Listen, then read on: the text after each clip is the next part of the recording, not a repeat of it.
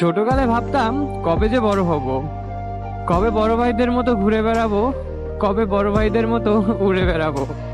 কিন্তু এটা ভাবতাম না যে বড় হওয়ার পর এতটা কষ্ট সহ্য করে নিতে হবে আর এতটা ধৈর্যশীল হতে হবে।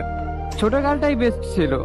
স্কুলে পড়তাম, স্কুলে যাইতাম, স্কুল থেকে আসতাম, প্রাইভেট পড়তাম, বন্ধুদের সাথে খেলাধুলা করতাম।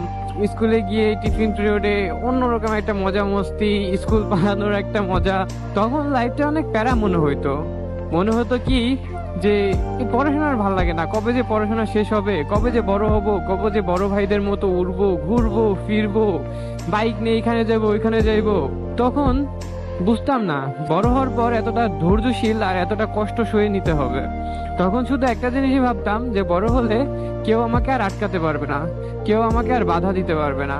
কিন্তু বড় হওয়ার পর যে এতটা কষ্টর সম্মুখীন হতে হবে, এতটা ঝই ঝামেলার সম্মুখীন হতে হবে, ফিউচার নিয়ে, ফ্যামিলি নিয়ে, নিজের কেরিয়ার নিয়ে এত টেনশনে পড়তে হবে, কখনো ভাবি নাই।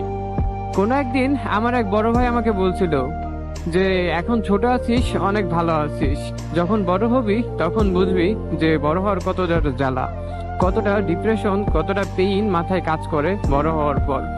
তো আমি তখন বলতাম কি যে বলো ভাই, এই যে ছোটকালে এই যে যে পড়াশোনা ভাই, এগুলো ভালোই লাগে না টোটালি, কিন্তু এই যে দেখো তোমরা কত সুন্দর ঘুরে ঘাড়ে বেড়াচ্ছ, কত না মজা লাগতেছে।